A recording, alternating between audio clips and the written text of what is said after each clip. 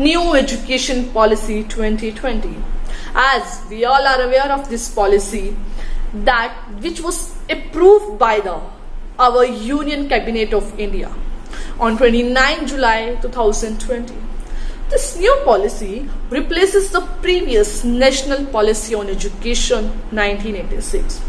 And if you look at the history of Indian education, you will be surprised to know that there was no significant change that was made during the past 34 years. And this new education policy, this NEP, is a kind of a reformatory movement. It is a kind of a historic moment for everybody across India, because it is going to take education system to new heights. And if you look at the education system followed in other countries, you would find out that their education system is really enhanced, because they make sure that the student should not only learn theory but also be a well enhanced to a practical. So looking at the system followed there, looking at the changes made there, even our government decided that they are going to make a big change in education system.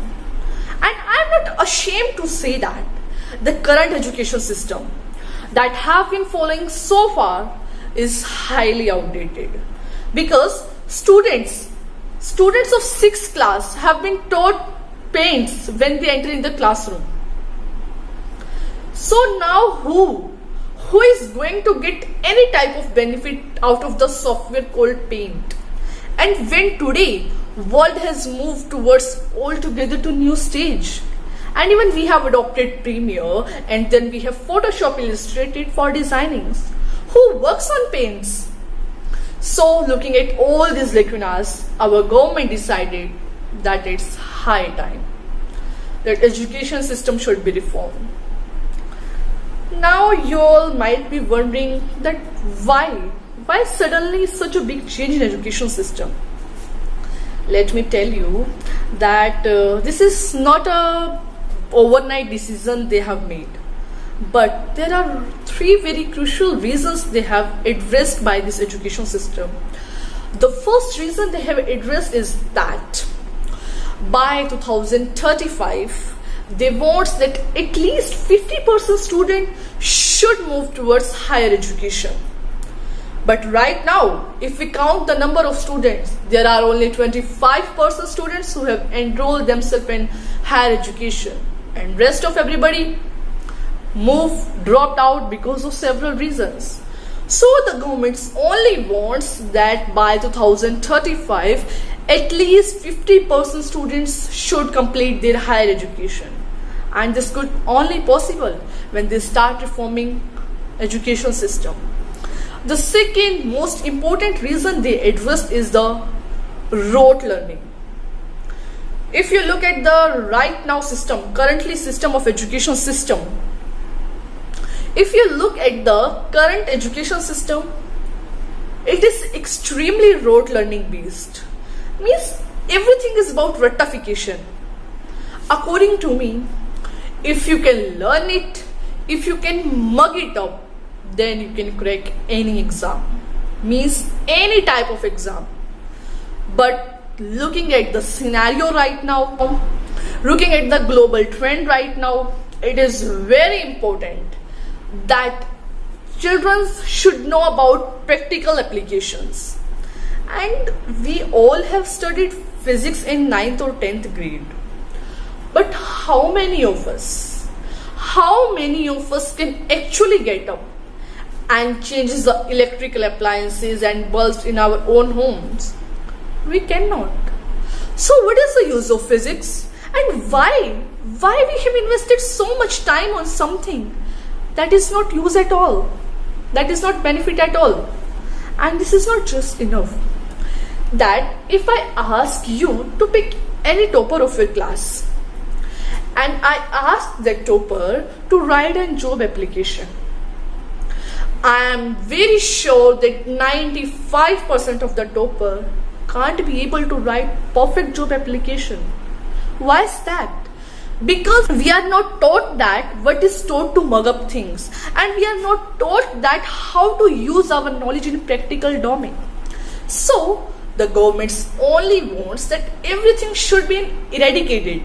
The system should be more practical, less theoretical. So the third major reason the government address is the importance given to other subjects.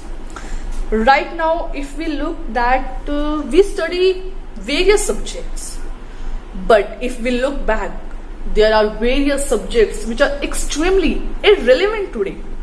So the government only wants that the subject studied by the student also help them in their career.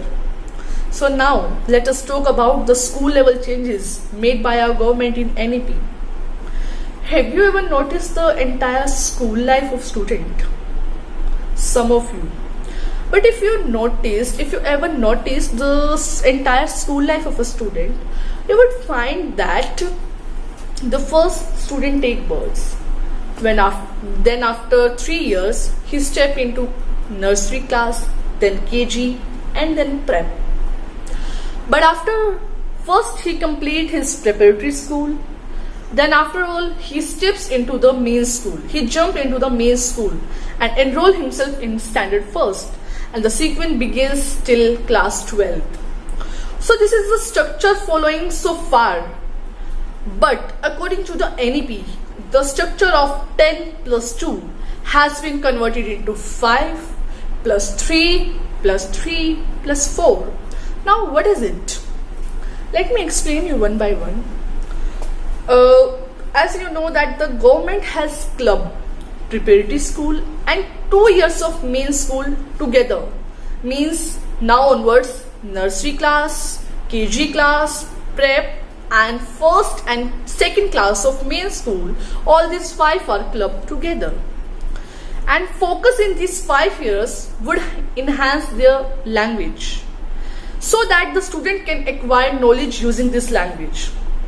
After then, when students step into class 3, he would find himself in the second stage of school, including class 3rd, 4th and 5th. In these 3 years, he would be taught the basic and fundamentals. For example, in mathematics, we have tables, we have addition, subtraction. Mean to say, he would be taught basic and fundamentals. But what happened when a student enter in class 6? An amazing development take place. When the student would enter in class 6, for next 3 years, his life would be changed altogether. Because he would be taught each and every kind of subject. He would be taught history, chemistry, physics, economics, botany, and every kind of subject would be taught to this kid. And after all, he would be taught vocational course, he would be taught coding and as well as internship. Means efforts are made to make knowledge more practical. And what is the purpose of education? Of course, to replace an empty mind with an open mind which is full of knowledge and actions. Finally, when students step into the final years of schooling, which include 9 to plus 2, what is the right now system? It is that after 10th we have to decide that what subject I want to study. But according to NEP, on 9th onwards, we would decide that what subject I want to study. We have opportunity to study academic subject with extracurricular subject as a main subject. So as a student, I can study accounts with music, with chemistry, with debating. Plus, as a 5th subject, I can take history. Isn't it interesting? Yes. So there is no issue that I have to take commerce, I have to take science, so I cannot study the subject of humanities. No, I can club science, commerce and humanities together and make a different structure for myself. And these all rules are applicable for each and every student. So these are the changes which have occurred in school level. So now let us talk about some changes which have also occurred in the higher education. So what is the right now system of higher education? First, the student enroll himself in bachelor program, then he would do master, then if he want to do with research, he would enroll himself in MPhil, then finally he would do PhD. But now, according to NEP, this 4-step process has been changed into 3-step. How? Look, that first a student enroll him in a bachelor program, then he would complete his post-graduation. Then finally he would find himself in PhD. So in between, the MPhil has been taken out. There is no role of MPhil. Another most important reason which you must understand is that earlier bachelor program was of 3 years, but now onwards it was of 4 years. But the 4th year depends on you, that you want to study or you don't want to study. And you may also know that the bachelor program has also broken up into 4 parts. First, certificate program. Second, advanced diploma. Third, bachelor's degree. And fourth, bachelor's degree with research. There are various benefits of it. For example, you enroll yourself in a college and you have completed your 2 years. But suddenly, due to some medical emergency, you have to drop out from college. So these 2 years will not be wasted. On the base of these 2 years, you will be given an advanced diploma. And another benefit is that if you want to continue your graduation after 2 or 5 years later, so you don't have to repeat first or second year again. You can enter yourself in your 3rd year of the graduation without any issue. Isn't it amazing? According to me, these all are the third change is so the government has introduced us with a multiple entry or exit, that we can enter anytime, we can exit anytime. So these are some changes which have introduced us in the NEP, New Education Policy 2020. But still, we can say that NEP will bring bright future for students. But still I have one question in my mind, that what will happen of the government schools who has not completed staff till now? To implement NEP, will government be able to provide teacher services to these schools? Will government be able to provide these simplified labs and lack of facility to these government schools? If can't, so according to me, if government can't be able to provide this whole facility to government school, then this NEP will be only beneficial for private schools, not for government schools. So hopefully, the way in which government has introduced us NEP on paper, it should be applied in the same way. At last but not least, I just want to say that education is not the feeling of pale. Education is not the feeling of pale, but lightning of a fire. Thank you. Have a nice day.